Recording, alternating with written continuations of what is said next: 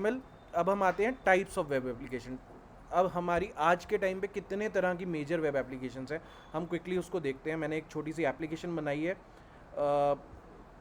इसी एप्लीकेशन को हम आगे जाके कोशिश करेंगे कि असाइनमेंट के तरीके से भी बनाएंगे। मेरी स्क्रीन दिख रही है आप सभी को?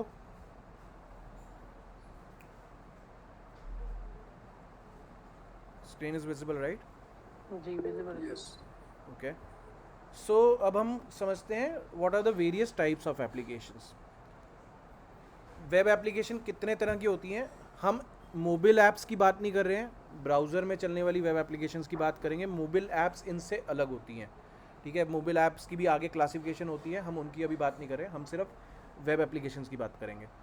तो सबसे पहला टाइप है स्टैटिक एप्लीकेशन। स्टैटिक एप्लीकेशंस कौन सी होती हैं? जिनमें सर्वर से इंट्रैक्शन की ज़रूरत नहीं होती, सिर्फ सर्वर से फाइल्स कॉल करते हैं और हमारे पास फाइल्स आ जाती हैं। जैसे सपोज़ करो फॉर एग्जांपल, अगर आपको अपना रिज्यूमे बनाना है, नॉन पेपर रिज्यूमे, आपको अपना, जैसे मेरे को अपना sumitkala.com बनाना है और उसमें अपने बारे में लिखना है कि मेरे को क्या क्या आता है, मैं क्या करता हूँ, मेरे को कितना एक्सपीरियंस है, वो सारी डिटेल लिखनी है मुझे, कितने प्रोजेक्ट्स में मैंने काम किया हुआ है, किस कंपनी के साथ मैंने काम किया हुआ है, ये सारी डिटेल लिख दी। और मैंने उसमें कोई कॉन्टैक्ट का फॉर्म नहीं दिया है जिससे मेरे को इंटरेक्ट करने की ज़रूरत पड़े। बस एक नंबर दे दिया जहाँ पे क्लिक करके मेरे को कॉल किया जा सकता है, एक ईमेल एड्रेस लिंक दे दिया जहाँ से मैं क्लिक करके मेरे को ईमेल भेजी जा सकती है, या फिर मे बी एक मैंने व्हाट्सएप का लिंक दे दिया है, या फेसबुक का लिंक दे दिया है, या मे बी लिंक्डइन का लिंक दे दिया है। मैंने ये सारी इन्फॉर्मेशन दे दी है उसमें, लेकिन कोई इंट्रैक्शन नहीं दी है, कोई फॉर्म नहीं है उसमें। That will be a static application. उनकी क्लासिफिकेशन होती है बेसिक इन्फो साइट्स, जिनमें कोई सर्वर साइड कोडिंग की ज़रूरत ही नहीं होती, कोई भी सर्वर साइड लैंग्वेज की इंट्रैक्शन की नीड नहीं होती है, वो स्टैटिक एप्लीकेशन होती है। आज के टाइम पे बहुत कम स्टैटिक एप्लीकेशंस हैं। मैंने यहाँ पे एग्जांपल्स जरूर लिखे हुए हैं, लेकिन ये भी डायनामिक है, ये भी स्टैटिक नहीं है, बट ये मेरे को दिखानी थी आप लोगों को कि इसका कितना सेक्शन स्टैटिक है, वो दिखाने के लिए मैं आपको यहाँ पे एग्जांपल दे रहा हूँ एक बार। यहाँ पे अगर आप इस साइट को देखोगे, इस साइट को अवार्ड मिला हुआ है, स्पेशल मेंशन में है ये, ठीक है। मैंने उस दिन AWW अवार्ड्स की बात की थी, जो WWW अवार्ड्स मिलते हैं, इन इसको रेटिंग मिली थी अच्छी, और ये स्पेशल मेंशन में आया था। अब इसमें लिंक्स हैं, ठीक है। अबाउट का लिंक अबाउट पे जा रहा है, कॉन्टैक्ट का लिंक कॉन्टैक्ट पे जा रहा है। इसमें कोई अभी तक कोई आपको फॉर्म नहीं दिख रहा है। यहाँ पे फॉर्म अलग से अलग पेज पे आता है, ठीक है, लेकिन अभी तक कुछ नहीं आ रहा है। Got it? तो ये एक स्टैटिक एप्लीकेशन है, ये सिंगल पेज है, मल्टी पेज भी हो सकती है, ज़रूरी नहीं है एक स्टैटिक एप्लीकेशन सिंगल पेज की हो। इसमें अलग अलग, यहाँ पे हैश होम की जगह स्लैश होम भी आ सकता है, तो अभी हम वो भी समझेंगे सिंगल पेज और मल्टी पेज में क्या डिफरेंस होता है। बट अगर मैं इसके कॉन्टैक्ट वाले सेक्शन पे चले जाऊँ, तो it allows me to write something, and when I write it down and send it to something, it is gonna send a request to the server. तो जहाँ पे डेटा फ्रंट एंड से back end पे जा रहा है, या फिर बैक एंड से फाइल्स के अलावा कोई और डेटा फ्रंट एंड पे आ रहा है, that is not a static application, that will become a dynamic, और व्हाट यू से, that will become a dynamic application, ठीक है। डायनेमिक एप्लीकेशंस पे आ जाते हैं अब इसके बाद, कि डायनेमिक कौन कौन सी होती हैं। कोई भी सोशल साइट डायनेमिक हो सकती है, कोई रिटेल की एप्लीकेशन है वो डायनेमिक हो सकती है।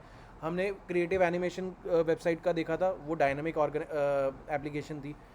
ई कॉमर्स एप्लीकेशन डायनेमिक होती है। तो जहाँ पे भी सर्वर और क्लाइंट का क्लासिफिकेशन इंट्रैक्शन आता है, that is a dynamic application. It dynamic application further classified होती हैं, लेकिन अभी के लिए इनको हमने सेपरेटली क्लासीफाई किया हुआ है। डायनेमिक एप्लीकेशंस में ही सिंगल पेज भी आ जाती हैं, मल्टी पेज भी आ जाती हैं, एनिमेटेड भी आ जाती हैं, CMS भी आ जाती हैं, ये सारी डायनेमिक का ही पार्ट होती हैं, लेकिन हमने और फर्दर इनको क्लासीफाई करके एक्सप्लेन करने की कोशिश की हुई है, ठीक है। डायनेमिक का ये है कि डायनेमिक के हमने एग्जांपल्स, क्लासिफिकेशन ये दी है कि सोशल साइट है, रिटेल है, ई कॉमर्स है, और यहाँ पे मैंने कुछ एग्जांपल्स का लिंक दिया हुआ है। अब आती है बात सिंगल पेज एप्लीकेशन की। आज के टाइम पे बहुत कॉमन है, रिएक्ट, एंगुलर, Vue.js, ये सारे हमें एक सिंगल पेज एप्लीकेशन का फ्रेमवर्क प्रोवाइड करते हैं या लाइब्रेरी प्रोवाइड करते हैं, जिससे SPA जनरेट हो जाता है। जिनको सिंगल पेज एप्लीकेशन नहीं सुना होगा, उन्होंने स्पा ज़रूर सुना होगा, ठीक है। तो स्पा या सिंगल पेज एप्लीकेशन क्या होती है, मैं एग्जांपल के साथ दिखाता हूँ, ठीक है। ये office.com है, office.com में मेरे को लॉग इन करना पड़ेगा, मैं जीमेल में जाता हूँ, ठीक है। ये जीमेल है, right? I know I am not suppose to show all the emails, but मैं कुछ कॉमन वाली दिखा रहा हूँ, अमेजन वगैरह वाली। Now focus over here and focus over this area. ये URL है आपका और ये रिफ्रेश का बटन है। Why this is a single page application? मैंने इस लिंक पे क्लिक किया, उसी पेज पे मेरा एक नया कंटेंट खुल गया। ये वैसे का वैसा रहा, ये एरिया वैसे का वैसा रहा। ये एरिया रिफ्रेश का बटन रिफ्रेश नहीं हुआ, URL जरूर चेंज हुआ लेकिन रिफ्रेश नहीं हुआ। दोबारा करके देखेंगे, देखो रिफ्रेश का आइकन रिफ्रेश चेंज नहीं हो रहा है, कुछ भी चेंज नहीं हो रहा है, right? So this is a single page application.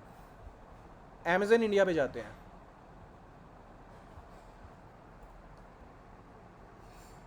Amazon India is partially single page, उनका कुछ कुछ सेक्शन सिंगल पेज है। जैसे मैं बुक्स पे गया, आपने देखा रिफ्रेश नहीं हुआ है, बुक्स डायरेक्ट लोड, बुक्स का सेक्शन डायरेक्टली लोड हो गया है। ये एक सिंगल पेज एप्लीकेशन है। सिंगल पेज एप्लीकेशन का बेनिफिट क्या होता है कि जो कंटेंट हमने रेंडर करना होता है वही रेंडर होता है, बाकी का कंटेंट स्टैटिक रहता है, उसको रीपेंट करने की ज़रूरत नहीं पड़ती, इसलिए उसका कॉस्ट बच जाता है। Got it? अगर मैं इलेक्ट्रॉनिक्स पे जाता हूँ, यहाँ पे पेज रिफ्रेश हुआ था। Now this is partially spa, partially not. Electronics पे पेज रिफ्रेश हुआ था, बुक्स पे, अब इलेक्ट्रॉनिक्स से वापस आएंगे तो बुक्स पे हो रहा है, लेकिन होम से जब बुक्स पे आएंगे तब हमारा पेज रिफ्रेश नहीं होता है, ठीक है। ये कन्वर्ट हो रही है एक्चुअली साइट अभी, this is under progress. Amazon वाले इसको कन्वर्ट करके सिंगल पेज एप्लीकेशन बनाने की तरफ मूव कर रहे हैं और क्लाउड की तरफ भी मूव कर रहे हैं, इसलिए इसमें पार्शियल स्पा आपको दिख जाएगी।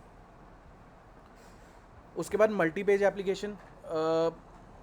मल्टी पेज एप्लीकेशन में गूगल डॉक्स देख लेते हैं। इस सिंगल पेज की क्लासिफिकेशन क्या होती हैं? ईमेल, सोशल वेबसाइट्स, कोई भी ऐसी मतलब आप लगा लो कोई भी ऐसी साइट्स जो ई कॉमर्स में भी, अगर आपने एग्जांपल देखा, अमेज़न का एग्जांपल देखा, तो कोई भी वेबसाइट सिंगल पेज एप्लीकेशन बन सकती है।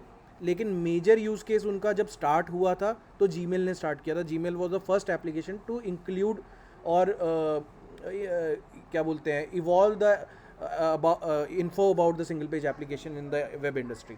उससे पहले स्पा इतना फेमस नहीं था, जीमेल ने उनको फेमस किया था, ठीक है।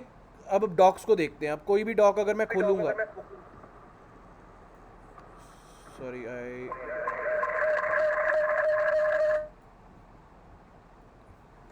Sorry there was an eco.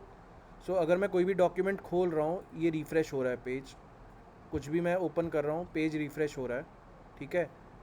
Y the page refreshing? It means the whole document is getting printed. पूरा का पूरा HTML पूरा का पूरा as it is as a whole backend से आता है हमारे पास। Guys, anyone who's not muted, can you please go on mute? Sumit, I just have a doubt. On Amazon, you're telling that it is a single page application, but in certain cases, when you click on the product on the Amazon website, it opens up in new tab or new browser. Right, that's what I said. They are moving to. I'm just muting. Sorry. There's a lot of echo on my side. Can you mute yourself, please? Thank you. So, as I said, that Amazon is moving towards single page application. उन्होंने अपना कुछ कुछ section single page में convert कर दिया है। अभी पूरी की पूरी वो सिंगल पेज एप्लीकेशन बनी नहीं है, उसको धीरे धीरे बनाया जा रहा है सिंगल पेज। तो आप कुछ कुछ सेक्शन अगर देखोगे तो पेज रिफ्रेश होगा, कुछ कुछ नए टैब में खुलेगा, कुछ कुछ उसी जगह पे बिना पेज के रिफ्रेश हुए नया डेटा आ जाएगा। लेकिन जब हम सेम पेज सेम प्रोडक्ट को मोबाइल पे खोलते हैं ब्राउजर के अंदर, तो वो सिंगल पेज में रहते हैं, वहां पर नया टैब नहीं खुलता। That is because adaptive application होती है। I come to that.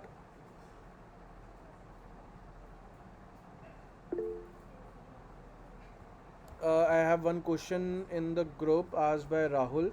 Single page application can be achievable from PHP, Ajax and React as far as I know. Please do share if we can do it from any other language as well. That's a very good question, Rahul. So again, मैंने first class में जब हमने initial sessions लिए थे उसमें यही समझाया था कि रिएक्ट और ये सब चीज़ें जो हैं, ये रिएक्ट JS या एंगुलर या व्यू, ये सब जावास्क्रिप्ट की ही लाइब्रेरीज या फ्रेमवर्क है। यानी कि जो चीज़ जावास्क्रिप्ट में पॉसिबल है वही चीज़ रिएक्ट में पॉसिबल होगी। तो रिएक्ट कोई अलग से लैंग्वेज नहीं है, रिएक्ट एक लाइब्रेरी है, रिएक्ट एंगुलर एक फ्रेमवर्क है, ठीक है। तो इफ़ वी से कि क्या रिएक्ट में करी हुई चीज़ किसी और चीज़ में पॉसिबल है, येस। रिएक्ट में करी हुई चीज़ स्वेल्ट में पॉसिबल है, सॉलिड जेएस में पॉसिबल है, एंगुलर में पॉसिबल है, व्यू जेएस में पॉसिबल है, नेक्स्ट जेएस में पॉसिबल है, बहुत सारी लाइब्रेरीज हैं जिनमें पॉसिबल है, ठीक है। क्या अगर हम ये कहें कि रिएक्ट में सब कुछ पॉसिबल है, तो पार्शियली यस, मतलब रिएक्ट से हम काफ़ी कुछ अचीव कर सकते हैं, लेकिन रिएक्ट से राउटिंग अचीव करने के लिए हमें रिएक्ट राउटर लाना पड़ेगा।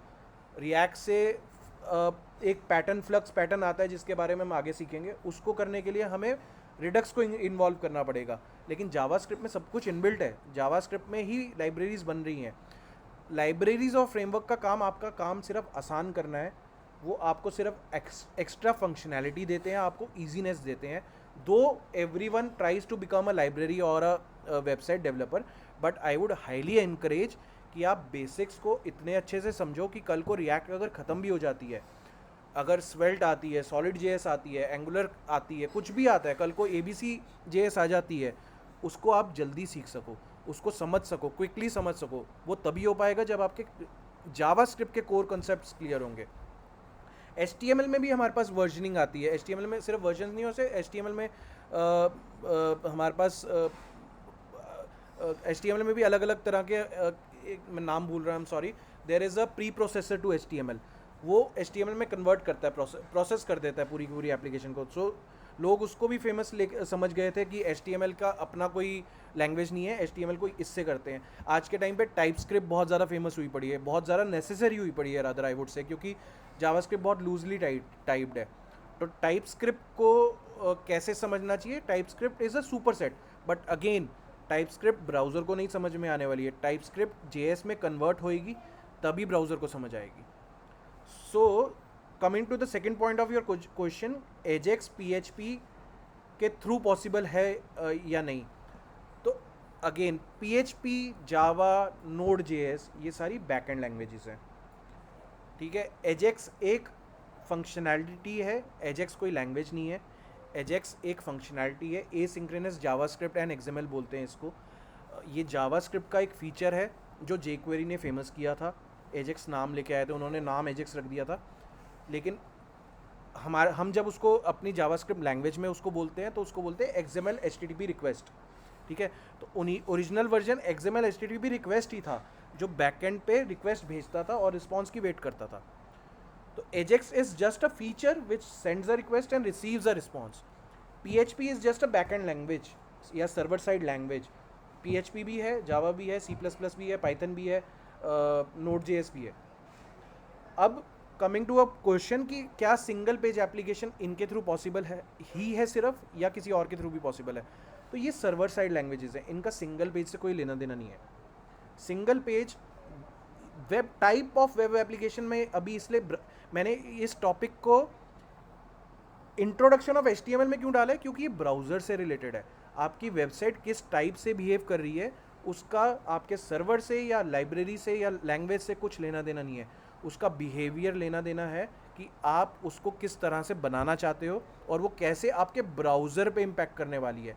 यानी कि आप बार बार मल्टीपल रिक्वेस्ट डाल के हिट लेके आना चाहते हो, या आप कुछ पार्ट स्टैटिक रख के उसको सिंगल पेज एप्लीकेशन बनाना चाहते हो, या फर्दर अभी हम जो क्लासिफिकेशन करेंगे उस टाइप की उनकी क्लासिफिकेशन आप करना चाहते हो, ठीक है। तो SPA एंड MPA both are achievable with every known application, known language और लाइब्रेरी टुडे। दोनों से मल्टी पेज भी बन जाती है, रिएक्ट से मल्टी पेज भी बन जाती है, रिएक्ट से सिंगल पेज भी बन जाती है, PHP से मल्टी पेज भी बनती है, सिंगल पेज भी बनती है। अगेन PHP के कुछ फॉर्मेट्स यूज़ करने पड़ते हैं हमें सिंगल पेज के लिए। तो there are various ways to do it, but there is no hard and fast rule कि रिएक्ट से ही स्पा बनेगी। आप जीमेल को खोल के देख लो, जीमेल एंगुलर में बनी हुई है, और आज से 7 साल या 6 साल पहले एंगुलर होती नहीं थी, उससे पहले जीमेल जावास्क्रिप्ट में बनी हुई थी। उनकी अपनी एक लाइब्रेरी थी जिनको उन्होंने कभी एक्सपोज नहीं किया, उसमें बनी हुई थी। तो Gmail is not a application which has been built in React और समथिंग लाइक दैट। फेसबुक भी रिएक्ट में बाद में बना था, फेसबुक पहले भी एक सिंगल पेज एप्लीकेशन की तरह बिहेव करता था, और वो रिएक्ट से पहले किसी और लाइब्रेरी को यूज़ करते थे.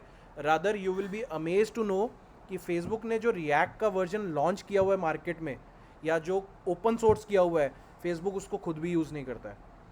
फेसबुक जिस रिएक्ट के वर्जन को यूज़ कर रहा है, that is much more different and advance than the current version we already have in our open source system.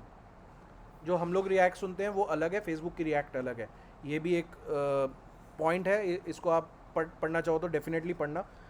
You should have a knowledge about it as well. ठीक है, any more questions, any more doubts? ठीक है guys, will try to address the doubts in the end. अभी हम topic ख़त्म करते हैं फटाफट से. ठीक है, multi page application, office is an example, Google Docs is an example. मैंने एग्जाम्पल दिखाया यहाँ पे आपको. ब्लॉग्स के लिए यूज़ हो सकता है, डॉक्यूमेंटेशन के लिए यूज़ हो सकता है, सोशल वेबसाइट्स भी बनती हैं multi page application. For example Instagram पहले मल्टी पेज हुआ करती थी, अब स्पा में कन्वर्ट हो रही है धीरे धीरे. Next comes animated web applications. Animated web applications यानी कि कुछ ऐसी वेब एप्लीकेशंस जो आपने ऑनलाइन, आपको इंटरेक्शन बहुत ज़्यादा प्रोवाइड करती हैं, साथ में आपको एक गेमिंग फंक्शनैलिटी प्रोवाइड करती हैं, या फिर आपको एक पोर्टल प्रोवाइड करती हैं जहाँ पे आप कुछ वीडियोस देख सको, बैक टू बैक वीडियोस चल रही हैं. तो for example if we go to a site gameofyears.com, sorry this is hashed, chocofor.com पे जाते हैं अगर हम, तो दिस इज़ वन एप्लीकेशन जहाँ पे ये तो सिंगल, ये तो नॉर्मल पेज है. अगर आप इसमें लॉगिन करने की कोशिश करो, I am just using test IDs, so you can start up game. ठीक है, यहाँ पे अभी कोई ओपोनेंट नहीं है मेरे पास, इसलिए गेम स्टार्ट नहीं हो रही है. कोई और इसको लॉगिन करेगा, सेम वेबसाइट को स्टार्ट करेगा, तो यहाँ पे एक एरिया स्टार्ट हो जाता है जहाँ पे मैं गेम खेल सकता हूँ प्रॉपर. चोकोफोर गेम है, नाम है इस गेम का, और वो मेरे को सॉकेट में इंटरेक्शन करती है. वेब सॉकेट का यूज़ केस है उसमें. ये ऐड है, इसको आप इग्नोर कर सकते हो. ठीक है, so examples of animated web applications are which provide you high level of interactivity and animation over the website. Next comes CMS applications or CMSs, content management systems. WordPress का अगर आप में से किसी ने नाम सुना है, Drupal का आप में से किसी ने नाम सुना है, ये आपको कंटेंट प्रोवाइड करते हैं. जैसे आपको एक ई-कॉमर्स एप्लीकेशन बनानी है, आपको अपने प्रोडक्ट बनाना है, आपने एक वेबसाइट बनानी है जहाँ पे आपको अपने 50 प्रोडक्ट्स को सेल करना है रेगुलरली. ठीक है, उन 50 प्रोडक्ट्स को सेल करने के लिए आप एक वेबसाइट बना देते हो. अब होता क्या है, यू वांट कि वो प्रोडक्ट चेंज हो रहे हैं, 50 प्रोडक्ट्स रेगुलरली चेंज हो रहे हैं. Maybe you are a cloth brand. ठीक है, यू आर myclothing.com. myclothing.com पे आप गए हो. ठीक है, now you have selected a T shirt, but that T shirt will not remain the same image, same color, same size every time, right? So when you have already sold that t-shirt, you want a application where you can manage the content of your application which is visible to the users. उस content management sites को हम CMS applications बोलते हैं, जो हमें content provide करने की flexibility देते हैं, जो हमें अपनी वेबसाइट को कंट्रोल करने की flexibility देते हैं via another admin panel. उसको बोलते हैं कंटेंट मैनेजमेंट वेबसाइट. ठीक है, next is e commerce application. ये सभी को पता होगा I believe. Amazon, Flipkart, Ferrari world, कोई भी ऐसी साइट जहाँ से आप कुछ परचेज कर सकते हो, कुछ आप खरीद सकते हो, that is a e commerce application. जिसमें पेमेंट गेटवे होगा, जिसमें किसी भी तरह का कोई भी ई कॉमर्स बिजनेस होगा, जहाँ पे ज़रूरी नहीं है आप कुछ आइटम ही प्रोडक्ट खरीद रहे हो. You may be buying a ticket. आप बुक माई शो पे जाते हो, मूवी की टिकट बुक करते हो, that is a e commerce platform. आप अमेजन पे जाते हो, कपड़े खरीदते हो, that's a e commerce platform. आप फरारी वर्ल्ड पे जाके वहाँ पे डिज्नी वर्ल्ड की पे जाके वहाँ की टिकट्स खरीदते हो, that's a e commerce platform. So any website which deals with the payment gateway will be a e commerce platform. Your Paytm, not mobile version of Paytm. जब हम पेटीएम पहले वेब होता था, अब शायद बंद हो गया, आई एम नॉट श्योर अभी भी है या नहीं है. पेटीएम वेब में पेटीएम मॉल के नाम से था, तो पेटीएम मॉल जो था वहाँ पे आप कुछ भी खरीदते थे, that was a e commerce platform. ठीक है, next comes portal applications. Portal application जैसा कि नाम ही सजेस्ट कर रहे हैं कि वो पोर्टल्स, वो जहाँ पे पोर्टल एप्लीकेशन वो होती है जहाँ से आपको कंटेंट एक ही जगह से प्रोवाइड हो रहा है, सारा का सारा कंटेंट एक कॉमन जगह पे अवेलेबल है, वहाँ पे जाके आप अपने, और वो कंटेंट आपका है, वो आपका कंटेंट है। फॉर एग्जांपल गूगल डॉक्स, आप अपना कंटेंट रखते हो, पोर्टल पे रखते हो। फॉर एग्जांपल गवर्नमेंट की ईपीएफओ साइट लगा लो या आधार कार्ड पोर्टल लगा लो, वहाँ पे जाके आप कंटेंट अपना मैनेज कर सकते हो, आप अपनी पासबुक देख सकते हो ईपीएफ की। So these all are content, ठीक है। तो वेयर योर डेटा और your document is available on any portal and you access that portal through a website, that is a portal website. Examples are EPFO site, Aadhaar portal, udemy.com. Udemy is a tutorial portal जहाँ पे आप अलग अलग तरह की videos देख सकते हो पढ़ने के लिए। Now those videos are not yours but you can buy those, क्योंकि आप परचेज कर सकते हो। तो वो एक ई कॉमर्स प्लेटफॉर्म भी है, वो एक वहाँ पे कंटेंट भी मैनेज हो रहा है, वो एक CMS प्लेटफॉर्म भी है, वहाँ पे कंटेंट भी मैनेज होता है। उसका एक फ्रंट एंड सेक्शन होगा, वो एक CMS बन सकता है, ठीक है। तो यूडीमी पे आप अलग अलग तरह के वीडियोस देख के ट्यूटोरियल्स देख सकते हो। यूट्यूब भी एक तरह का पोर्टल एप्लीकेशन है, वहाँ पे भी आप अलग अलग तरह की वीडियोस देख सकते हो। Next come progressive web apps, ये एक बहुत ही रीसेंट एप्लीकेशन टाइप है। आप लगा लो 3-4 साल ही हुए होंगे इसको आए को, फेमस हुए को, आई वोंट से आए को। ये वो वेबसाइट्स होती हैं जिसको आप partially, not completely, partially offline रह के भी एक्सेस कर सकते हो। For example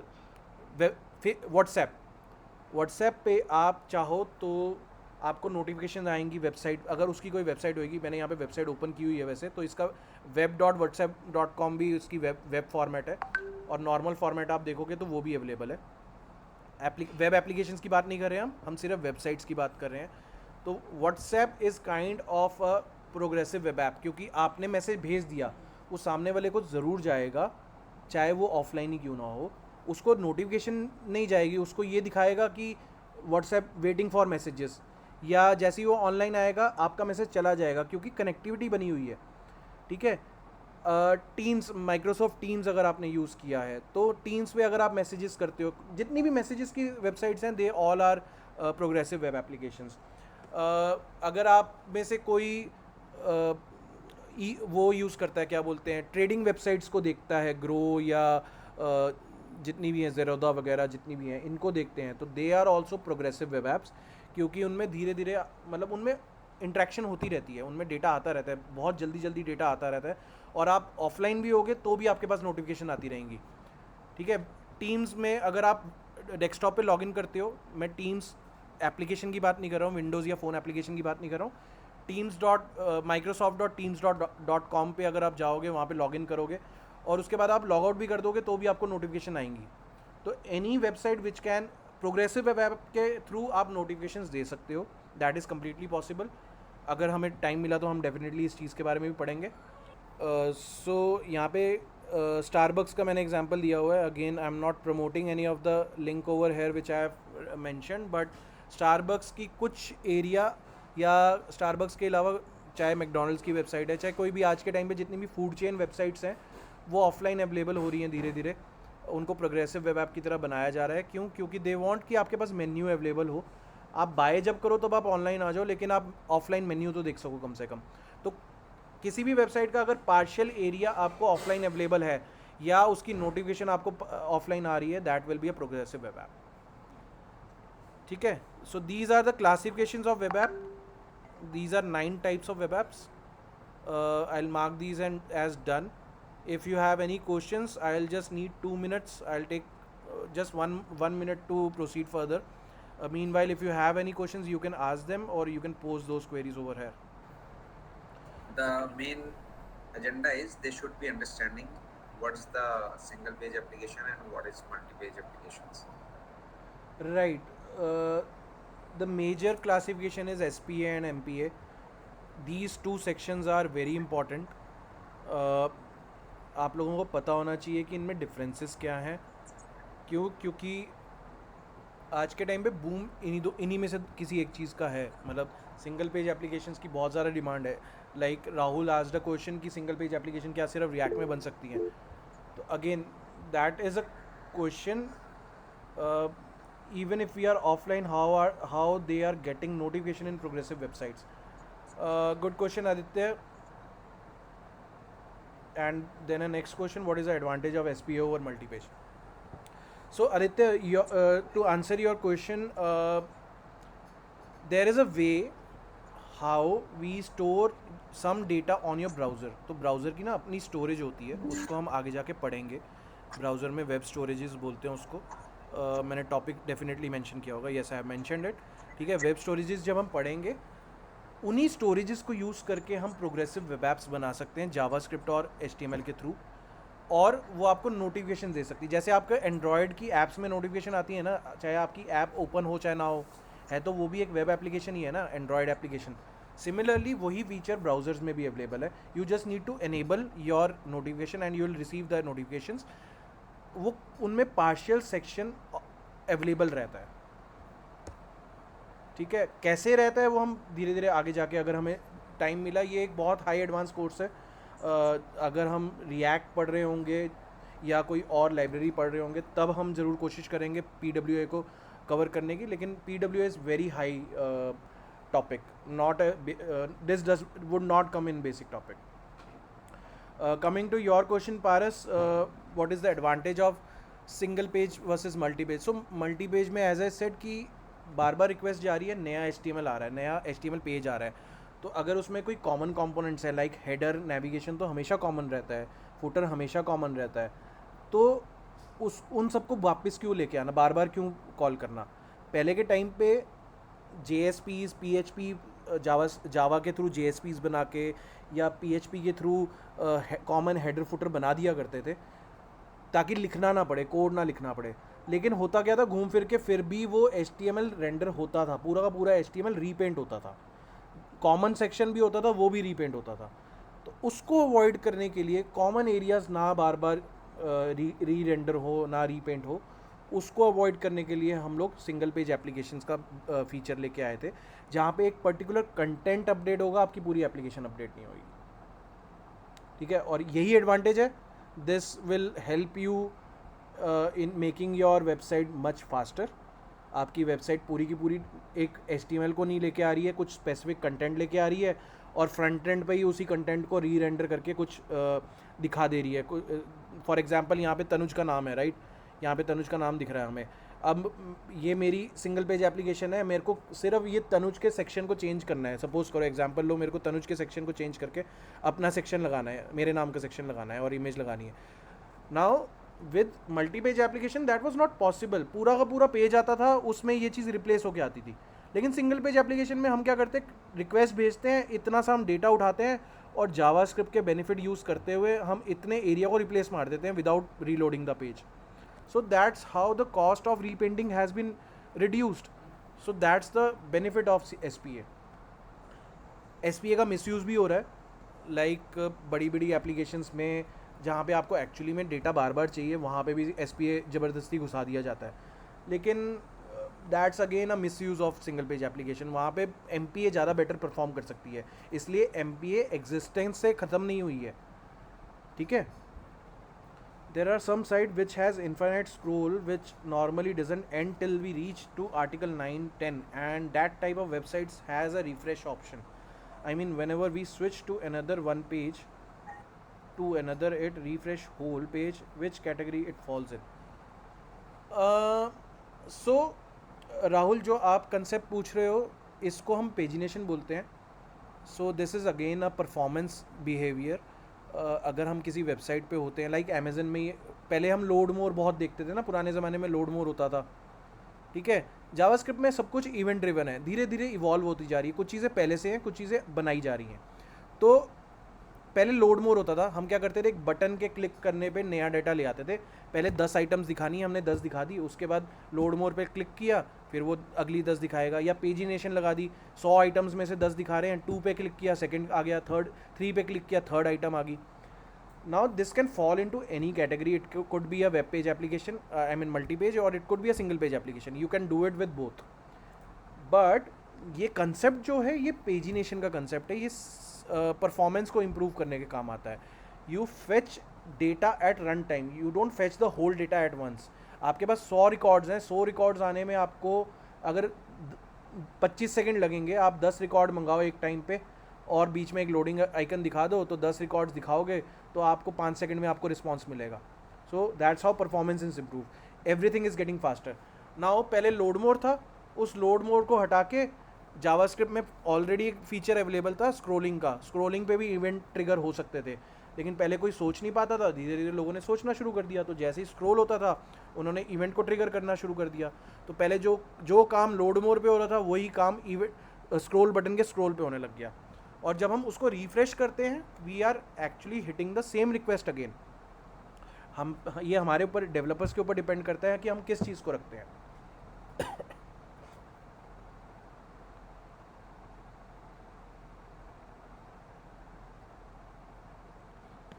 pagination is 1 2 3 4 7 8 9. Okay, and at the end of one article I was talking about we load one article and some scroll without refreshing the page, second article starts till article 9 to 10.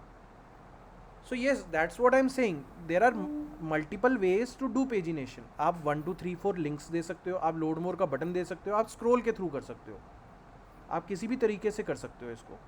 There are multiple ways to improve your performance. This is just one example. और भी बहुत examples है performance improve करने के, ठीक है. लेकिन pagination से या पेजिनेशन या स्क्रोलिंग में हमें पेजिनेशन दे दें. Pagination is a just term which is referred to fetching multiple records one after another, maybe on scroll, maybe on button click, maybe on any event. It could be any other event as well. So just to answer simply, Sumit, this is a trendy way of implementing pagination. That's the old school which we talk about, 1 2 3 4 5 6, the links we are clicking on. Right. But just to create a very user-friendly user experience, it's a scroll which is basically loading the items on the page. Like जैसे हम Facebook में देखते हैं, हम scroll करते जाएंगे, आते रहेंगे, पोस्ट आती रहती है, दिखती रहती, ख़त्म ही नहीं होती, पेज ही बहुत लंबा होता रहता है. उसको सिंगल पेज एप्लीकेशन नहीं बोलते हैं पहले तो. ये गलतफहमी हमें अपने मन से हटानी होगी. दे शुड अंडरस्टैंड कि हम जब फेसबुक यूज़ कर रहे हैं, वी आर स्क्रॉलिंग, हमारे लिए क्या बेटर रहेगा कि हमारे पास नीचे 10 के बाद एक पेजिनेशन आ जाए 10 आइटम के बाद, और हम उसके सेकंड पे क्लिक करें, थर्ड पे क्लिक करें. कितना इरिटेटिंग सा है, rather than जैसे अभी बिहेवियर है कि हम स्क्रॉल कर रहे हैं और स्मूथली सब कुछ लोड होता जा रहा है. राइट. तो यहाँ पे एक और इंटरेक्टिविटी, राइट यहाँ पे एक मिसकम्युनिकेशन भी मतलब आइडियोलॉजी है. लोगों को लगता है सिंगल पेज एप्लीकेशन का मतलब है कि जो एक ही पेज पे है, तो that is not a single page application guys. Single page application का मतलब होता है कि आपका पेज वही है, यानी कि आपका URL जो है, इनिशियल URL, इस आगे के URL की बात नहीं करूँगा, इनिशियल URL वही है. index.html फाइल में ही सब कुछ चेंज होता जा रहा है. आपका HTML वही है, या लेमन टर्म्स में बोलें आपका HTML पेज वही है, index.html. यहीं पे मैं कंटेंट को मॉडिफाई करता जा रहा हूँ और रिफ़्रेश भी नहीं हो रहा. हो सकता है रिफ़्रेश हो बीच में, क्योंकि कभी कभार ज़्यादा लंबा डेटा होता है, तो सिंगल पेज एप्लीकेशन में भी कभी कभार ये रिफ़्रेश दिखा देता है. बहुत रेयर केसेस होते हैं, उनका भी एग्जांपल अगर हमें मौका मिला तो देख लेंगे. वो तब होता है जब आपका सर्वर रिस्पॉन्ड नहीं कर रहा होता है टाइम पे, तब वो उसको एक रिक्वेस्ट की तरह दोबारा से भेजने की कोशिश करता है. तो जब मल्टीपल रिक्वेस्ट जाती हैं सर्वर से, तो बार बार रिफ़्रेश मतलब ये लोड होने की कोशिश करता है, रीलोड हो जाता है पेज एक तरह से.